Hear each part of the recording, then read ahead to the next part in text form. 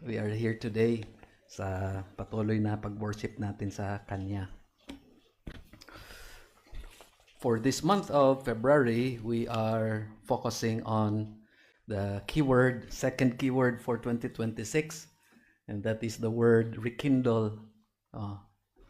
The picture is a fire that is about to die out, but we have to put fuel on it again, and we have to stoke the embers of the fire para magsimula ulit yung apoy.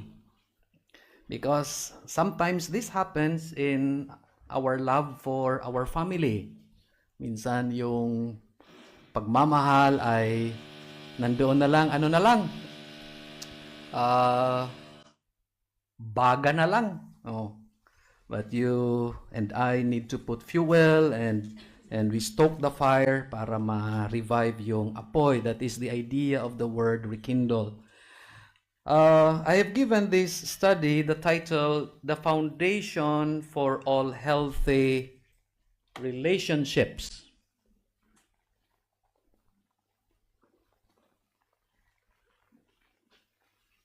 The foundation for all healthy relationships. We will be considering several passages, those verses that we have read, and try to identify what needs to be on our relationships so that our families would be firm and stable as we continue to cultivate lasting and meaningful and loving relationships in our families. Okay? Let us pray first and commit this study to the Lord. Our Father in heaven, we thank you, Lord, for the sense of belongingness that you have given each one of us. We thank you that we belong to our own families. And even though, once again, we acknowledge that our families are far from being perfect, we just thank you, dear God, that we are a part of it. We can grow together and serve one another in our family. We can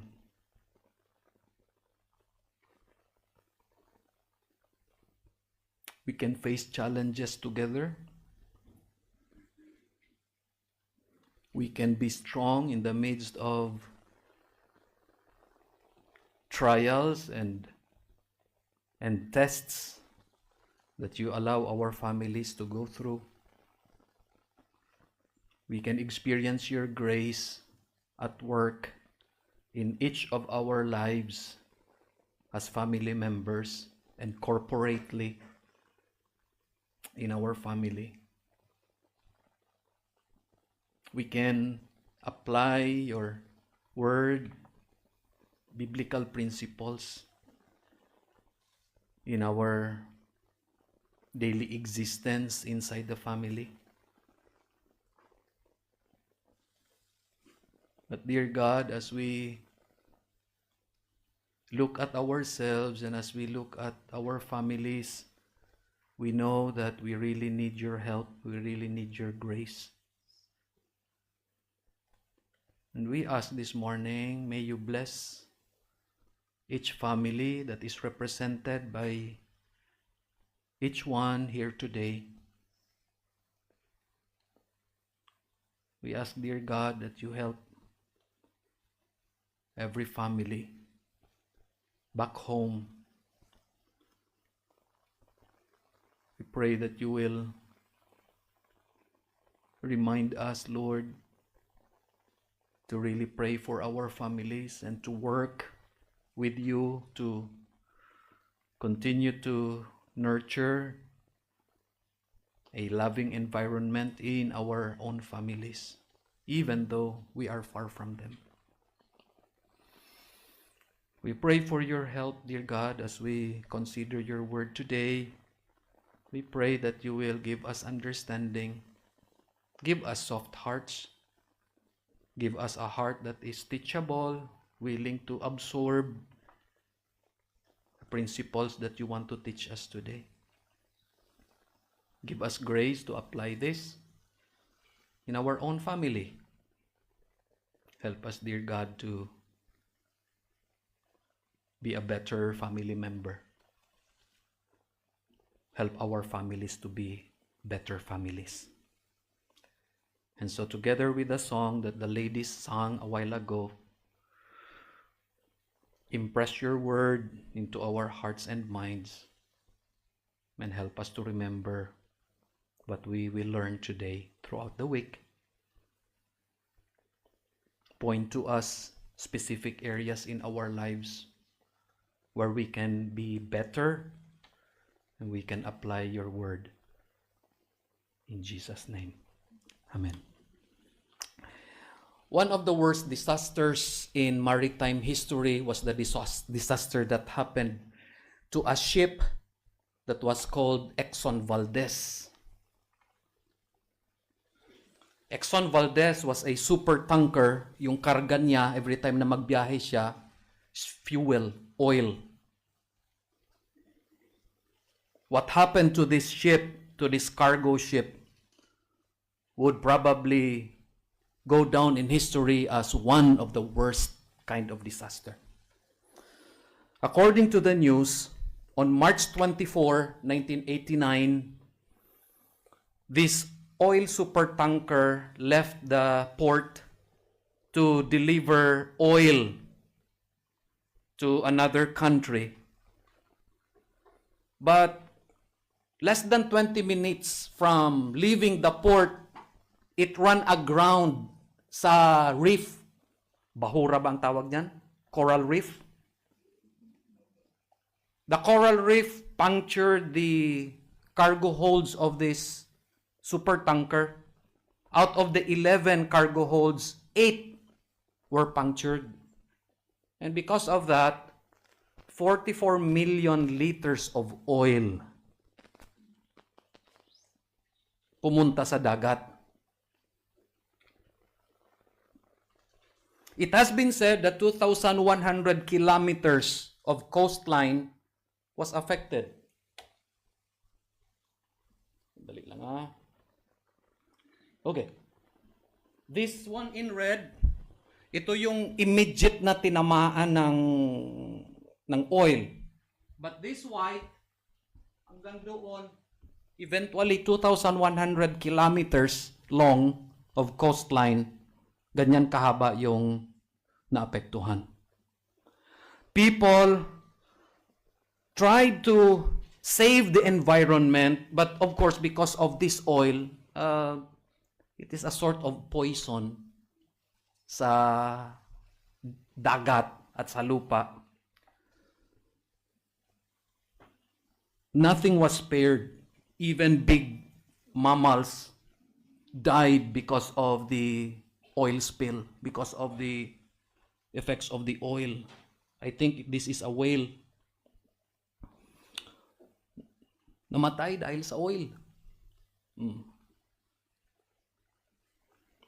The company sent people with high-pressure hoses and absorbent cloth to fix the problem.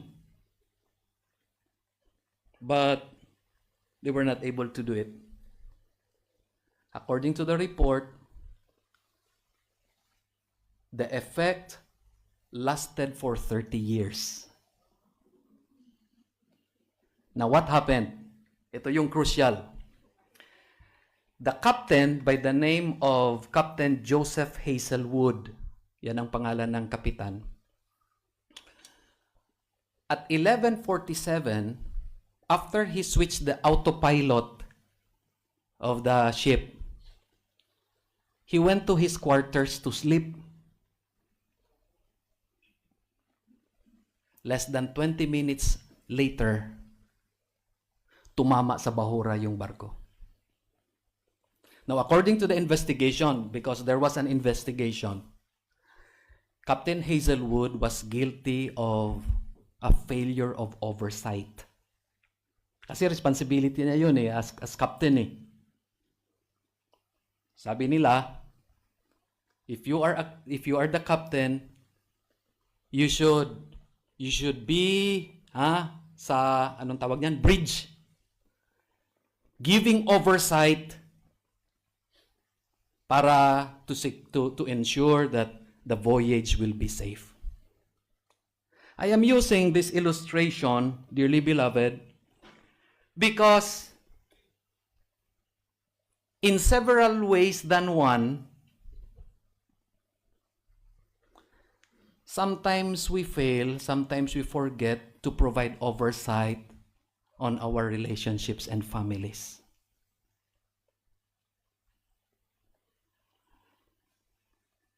Sometimes we have this tendency to just put everything on autopilot, thinking that everything will be fine. But just like this ship, minsan kailangan nandiyan yung attention natin sa family natin and in every relationship that we have. Or else, when relationships would be affected, when families would be affected, we get poisoned. Everybody get emotionally and mentally poisoned sa epekto ng suffering relationships and families. Our prayer for us this month is to ask God to revive our love for our family. If you are married, God desires that your love for your spouse, nandyan, always on fire. In the book Song of Solomon, there is this verse in chapter 8, verse 6, that describes the kind of love that God wants us to have. Ipakita ko sa inyo yung verse, ha? Song of Solomon, chapter 8, verse 6. Sabi dyan, set me as a seal upon your heart, as a seal upon your arm. Look at that description. For love is strong as death. Jealousy is fierce as the grave. Its flashes are flashes of fire, the very flame of the Lord. Now consider that description for a moment. Una, sabi dyan, love is strong as death. Love is powerful. May higit pa ba na kapangyarihan kaysa sa kamatayan? No one escapes death, ha? Di ba? Lahat namamatay eh. And love is compared to that. Love is powerful. But love is also jealous. Kasi, there is this sense of belongingness. And you need to protect it. You need to protect your family. You need to protect every relationship that you have. Sabi dyan, jealousy is fierce as the grave. But I like the last part of the verse. Sabi dyan, love as fire flashes. It is the very flame of the Lord. It is a vehement flame. And probably one desire that each of us must have for this month of February, we begin this Sunday, that we would ask God to let this fire in our hearts for our family and for our relationships to keep on burning. Like the flame of the Lord. We will ask God that He will rekindle the flame of our love for our family. And so may I propose to you for this morning's study that God, in His Word, reveals the foundation for every healthy relationship, and that is honor. Honor is at the heart of all healthy relationships, both with Him and with others. Ibig sabihin, we need to contemplate two kinds of relationships, the vertical, our relationship with God, and the horizontal, our relationship with one another, especially our family. These relationships must be grounded on honor. because that is the foundation for all healthy relationships. Now, the word honor is kabad, and the meaning is something that is of weight, something that is weighty, something that is heavy. That is the idea. If you treat a person with honor, ibig sabihin, you are giving value to him or to her. You are regarding that person as something that is heavy. At siguro, one fitting illustration for that word is gold. Because gold is both heavy and precious or valuable. Nung last month lang, may balita, families sa mainland China were selling their family gold. Kasi biglang taas ang presyo ng gold eh. That is the idea. If we treat our family members with honor, we look at them as people valuable to us. In opposite to the word honor is dishonor. Of course, yan yung antonym eh. Honor, dishonor. Alam niyo kung ano yung picture ng dishonor? Steam. Ano yan sa Tagalog? Yung pag-open mo ng rice cooker, may lumalabas na usok? Singaw. Oh.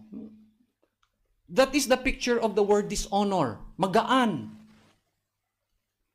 Insignificant. Now, we bring these two concepts together. We are part of our own families. Yes? And God wants us, through His Word, He instructs us that in order for our families to be healthy, in order for us to have meaningful and lasting and loving relationships in our own families, we must treat each other with honor. We must treat each other as gold, not as steam. Principle in every relationship. Now let's begin with our vertical relationship. In Malachi chapter 1, God gives a timeless question. You see, in Leviticus, He gives this instruction what kind of animal offerings every person should give God. Kasi sa Leviticus, God was commanding His people how to worship Him. Ito palagi ang binibigay na instruction ng Diyos sa Leviticus. When you offer an animal, see to it that you give an animal that is without blemish. Ibig sabihin, there must be no defects. Walang kapansanan. Walang diferensya. At first, that is what the people did. Pagdating sa Malakay, nagbago. Because if you read Malakay chapter 1, there people began to give offerings to God, hindi na sinusunod yung instruction sa Leviticus. What people give by this time, animals, bulag, pilay, may kapansanan. Ito yung sabi ng Diyos. This is a timeless question. A son honoreth his father, and a servant his master. If then I be a father, where is mine honor?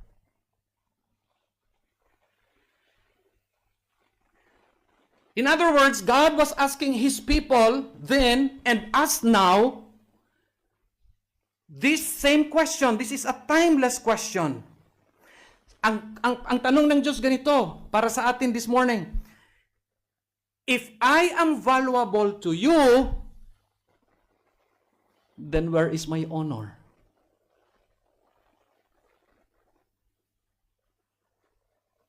Because, dearly beloved, we can demonstrate the way we honor God through the way we obey Him and we serve Him, through the way we love Him. I shared this same sermon with the Saturday group yesterday, And I challenged the group kahapon. I told them, sometimes when we worship God, we may give God our best. Yan yung gusto natin eh.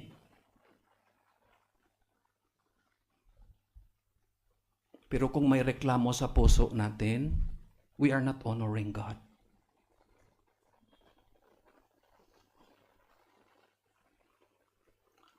We want to honor God. We want to give Him our offerings. But if we don't give Him our best, we are not actually honoring Him.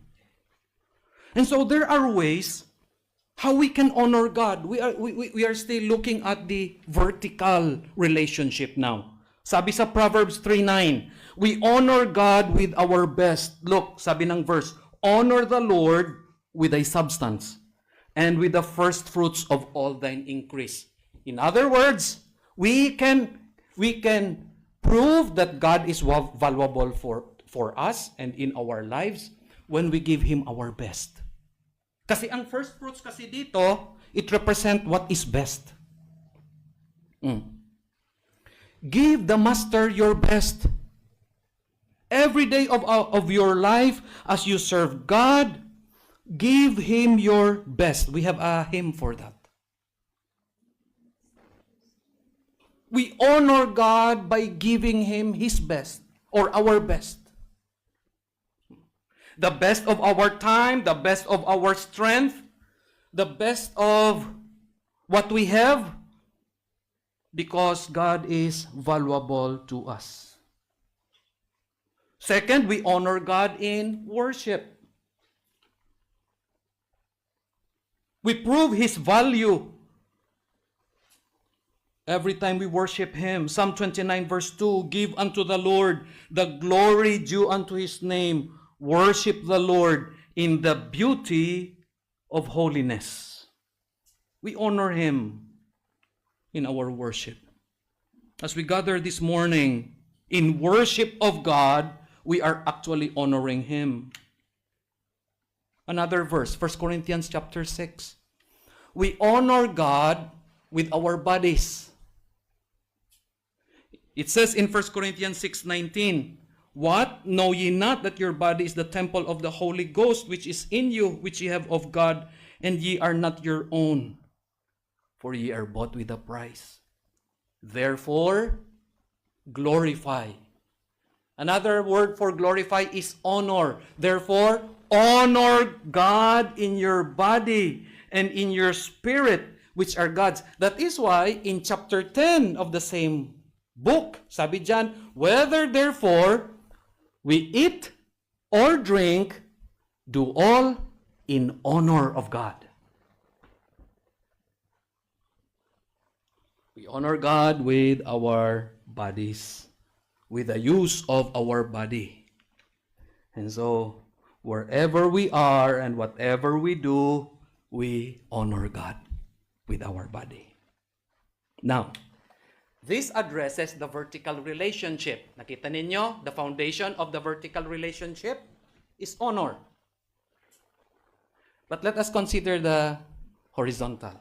Sabi sa Romans 12:10, be kindly affectioned one to another with brotherly love. The word that was used here is philostorgos, love within the family. That is the word. Philostorgos, love within the family. We are encouraged to use love the way we love our families, our family members.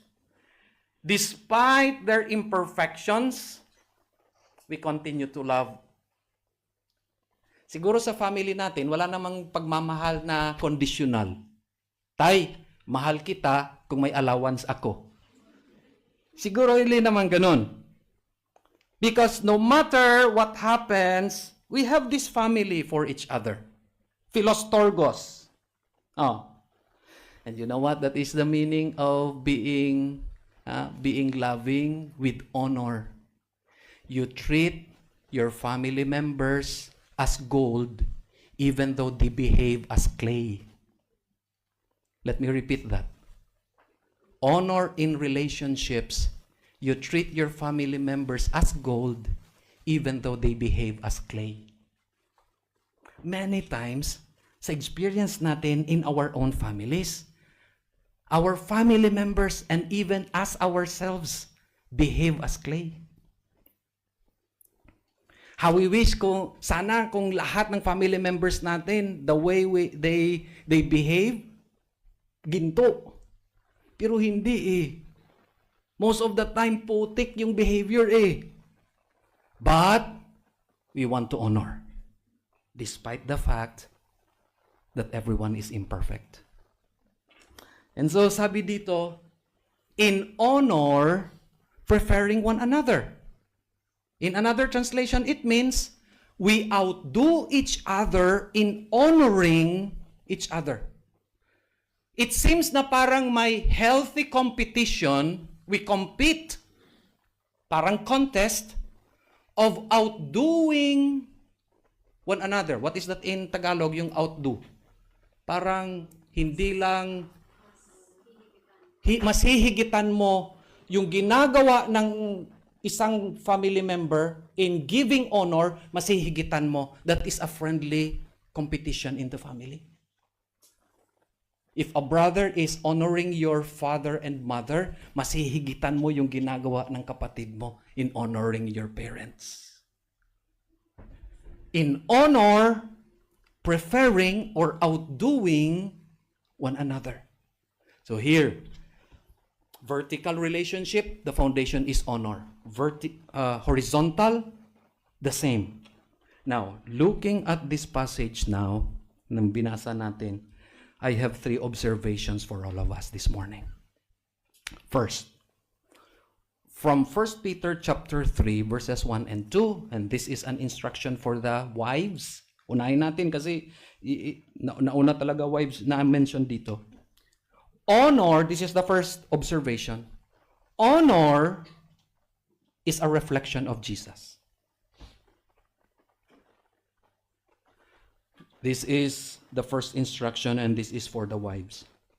Honor is a reflection of Jesus. I want to bring your attention to the word likewise. Napansin ninyo sa first word ng verse 1, ang sabi dyan, likewise. The meaning of the word likewise in 1 Peter 3 verse 1 is in the same manner.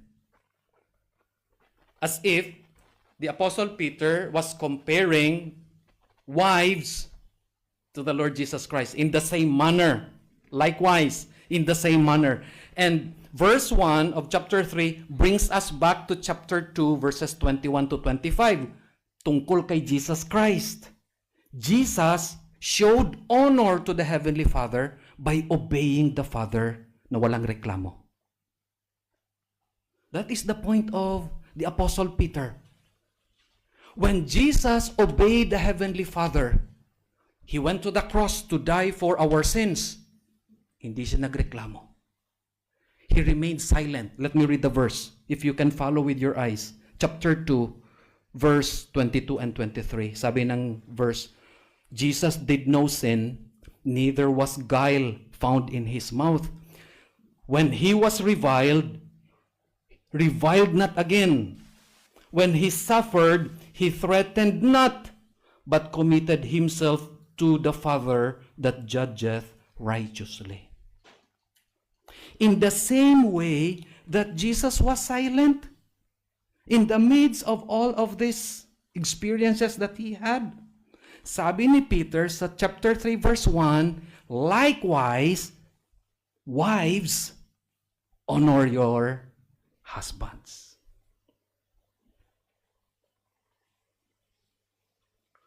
If there is a person that every wife should honor first, should be the husband. Regardless if the husband is a believer or not. Clearly, dito sa verse 1, hindi believer yung husband. Look, without the word, that is the idea there. If any obey not the word, without the word. And so it talks about a husband who is an unbeliever. Pero paano ipapakita ng wife yung kanyang honor?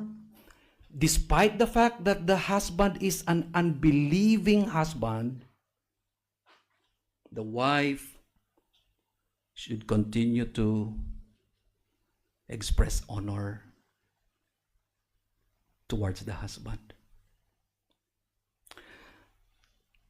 Very interesting ang instruction ng verse 1.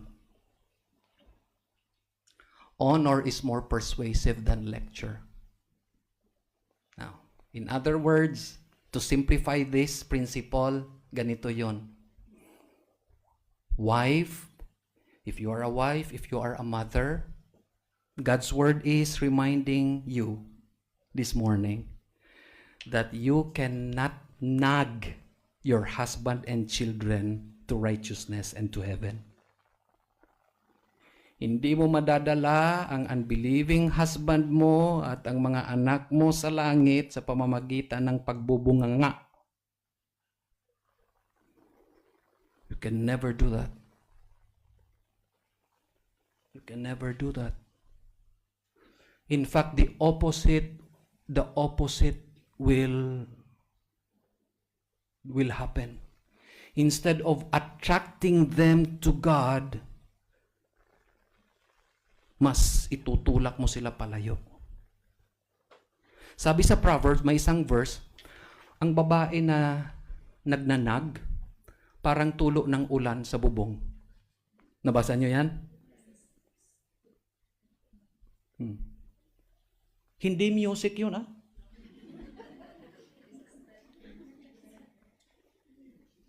Hindi tulo, totoo sa totoo, yung tulo ng yung tulo ng ulan sa bubong, hindi music yun, ah.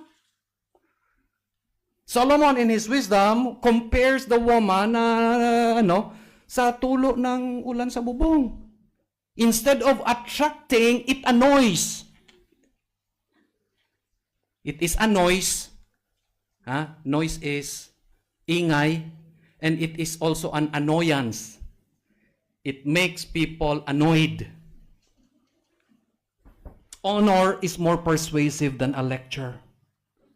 Kaya sabi dito, wife, be in subjection. Honor your husband by being submissive. In like manner, likewise, in the same manner that Jesus honored the Father by being submissive to the Father, wife, be submissive to your husband. So that despite the fact that they are unbelievers, they would be won by your conversation. Sabi sa last part ng verse 1. Secondly, honor shown in character is a magnet. What would attract the husband? Your purity, sabi sa verse 2, and your reverence. Look at verse 2. While they look at you and consider you every day, and as they take notice of your purity and your reverence towards God and towards them, they will be attracted by your life. Honor is necessary. Honor is very important. Honor shown in character is a magnet.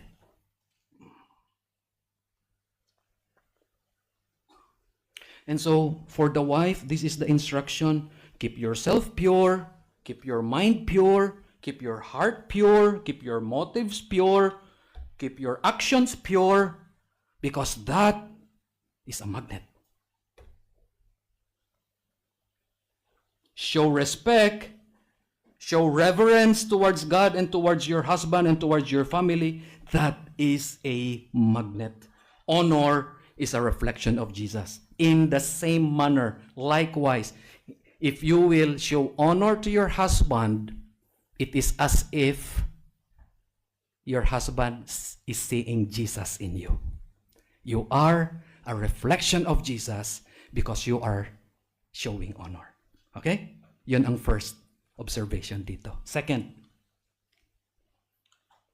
Pakita ko muna itong picture kasi dito yung application natin. You know this? Central. Okay. Worldwide side. Dito yung sa kabila ha. Okay. Sky Bridge ang tawag siguro niya, no?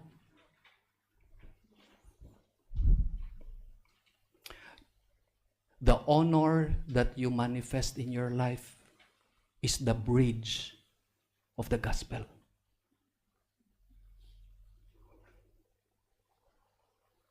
Listen to this. Every wife here today, listen to this. Kung ikaw, wife, with an unbelieving husband, please remember this.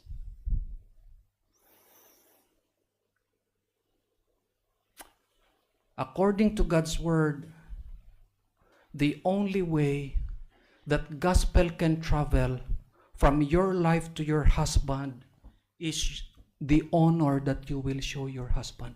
That is the bridge. If you fail in showing honor to your husband, you are cutting off the bridge and the gospel will never reach your husband. In the same way na hindi ka makatawid sa kabila, walang tulay na ganito, hindi ka naman pwedeng dumaan dito. You need to demonstrate your honor towards your husband because that is the bridge that would bring the gospel to him. We go to the second observation. And this is now for the husband. Tatlo lang naman kami dito. Apat, magiging apat na pala, Pastor Noe. Brother Timmy. Okay, para sa atin ito. From verse 7, honor is built on understanding and protection. For us husbands, ito yung instruction para sa amin from the Word of God. We show honor to our wife by understanding our wife and by protecting our wife. That is from verse 7. The first instruction in verse 7 is this: likewise, ye husbands, dwell with them according to knowledge. Very important ito. Honor means knowing your wife deeply. In other words, it is our responsibility as husband to be students of our wives. Dapat maging willing kami na maging estudyante kami at matuto kami tungkol sa aming mga asawa. Particularly, we need to know what are their fears, what are their anxieties, what are their insecurities. Dapat alam namin. What causes them to feel bad, dapat alam namin. We need to understand. We need to be students of our wives. We need to intimately know our wives in such a way na alam namin. Alam namin. Sa kilay pa lang alam na namin kung tama yung nagawa namin or mali. Dapat alam ko kung ano yung mga bagay na mag-feel bad si King. I know this. Kung may ka-holding hands ako na iba na babae, I know hindi maganda pakiramdam niya. And so I need to be a student. I need to know. That is honor. Sabi sa verse 7, dwell with them according to knowledge. Alam niyo kung ano yung pagkukulang namin mga husband? Oftentimes, we don't know our wives that well.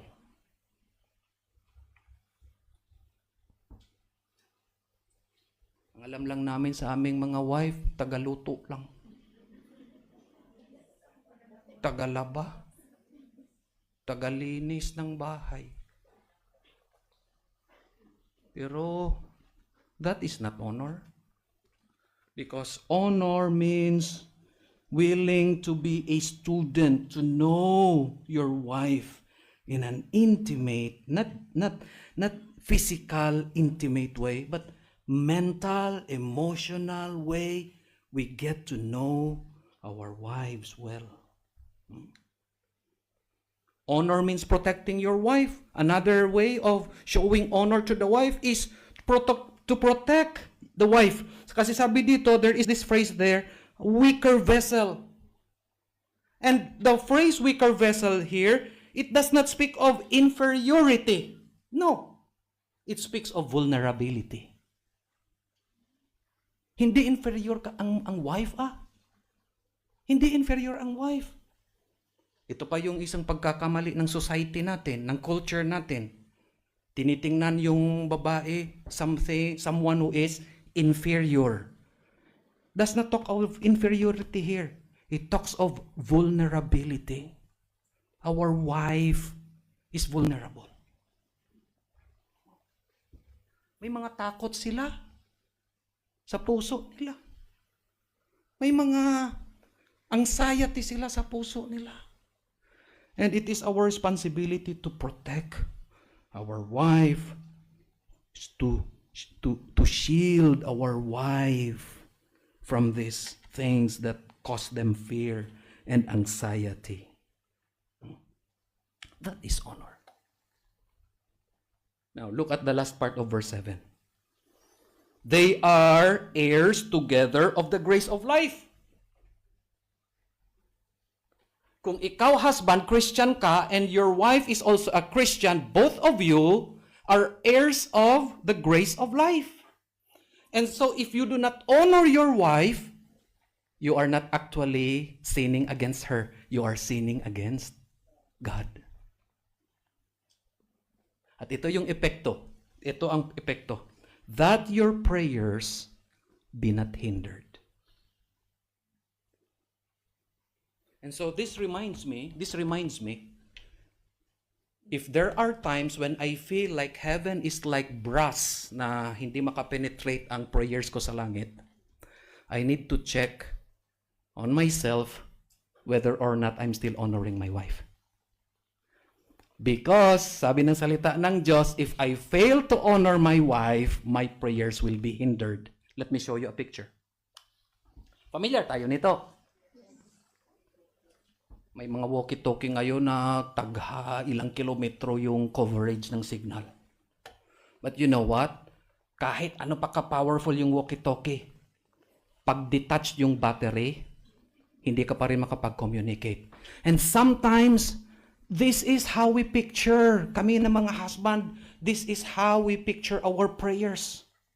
May mga prayers kami na well-intentioned. May mga prayers kami na talagang grabe yung intensity ng prayers namin. But if I fail to honor my wife, parang walkie-talkie na walang battery, hindi makakarating yung signal sa langit.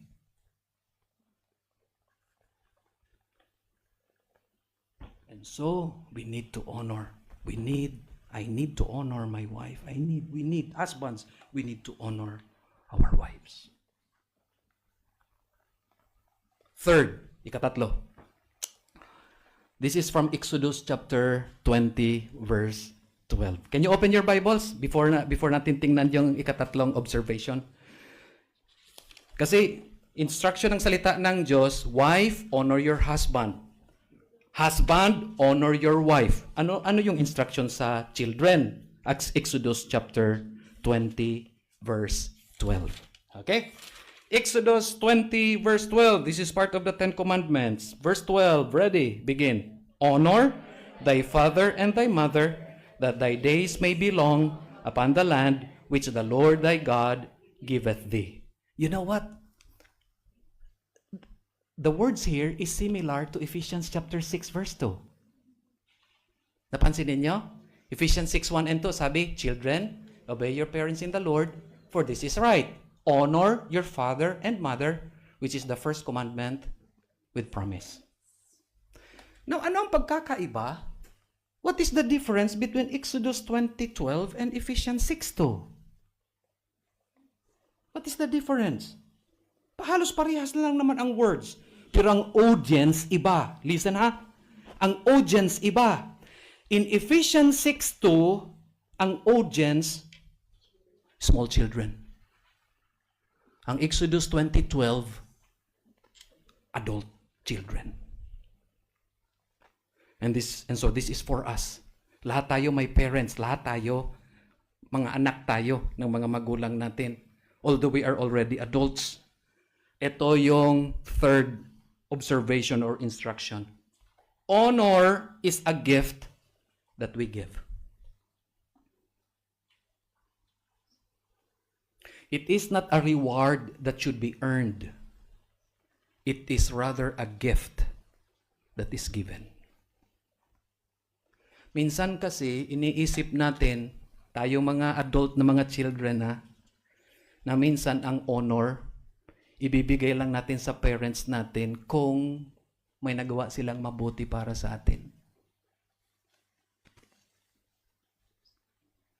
Sometimes we think that honor is a reward that is earned. No, it is not. It is a gift that is given.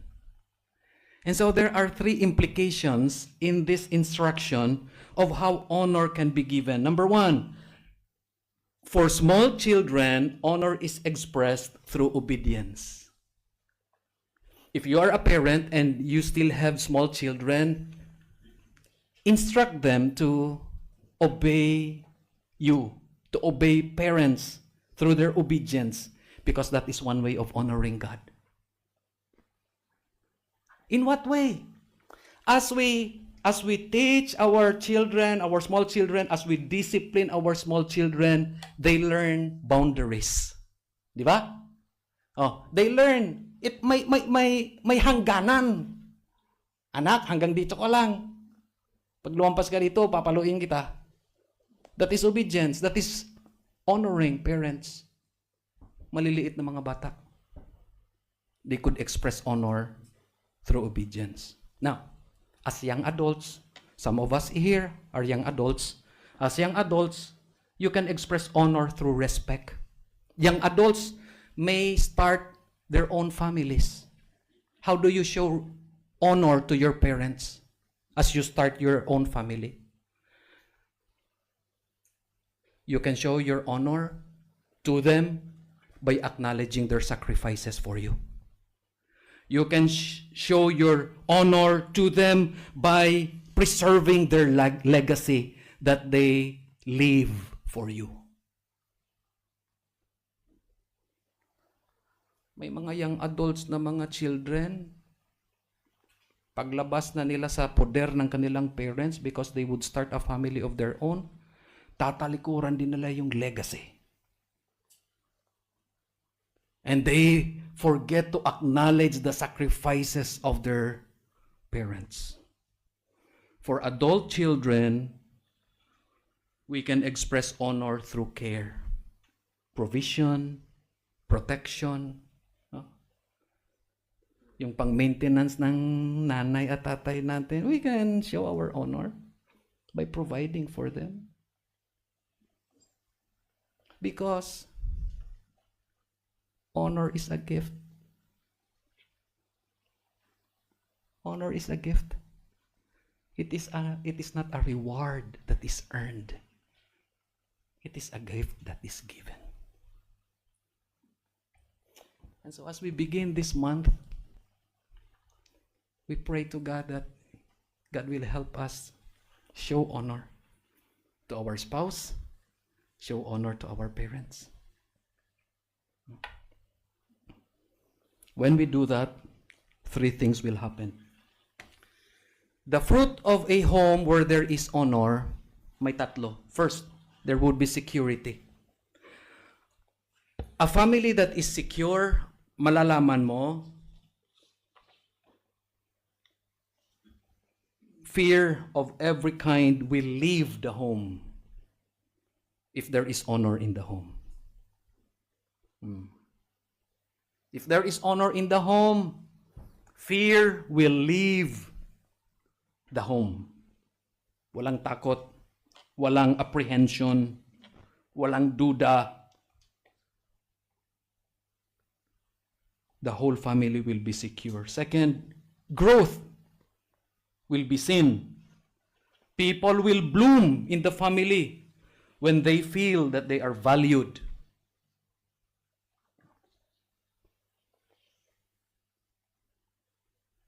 Which reminds me, I need to say thank you often to Ging para palaging masarap yung ulam. Because when we show value, people bloom. There is growth in the family. Lastly, there will be witness.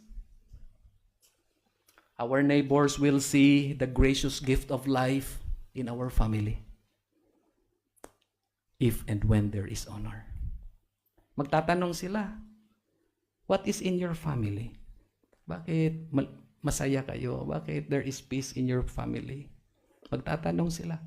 And that would be an opportunity for you to point that person to the Lord Jesus Christ. There is security, there is growth, there is witness. Father, thank you for your word. And thank you for this reminder by which we can start this series for this month of February. Thank you for reminding us that we need to show honor in our families. Honor for the wife towards her husband. Honor for the husband towards his wife. Honor for the children, regardless of age, to show to their parents.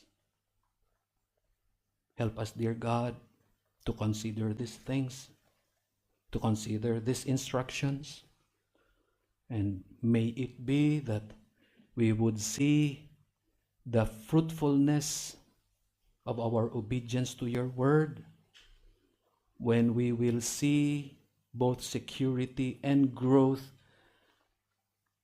and the opportunity to give witness to your grace in our own families. May you continue to work in our hearts and lives throughout this month as once again we review principles from your word concerning our families. It is our prayer that you help us to become better family members. It is our prayer that you help and bless our families to become better. In Jesus' name.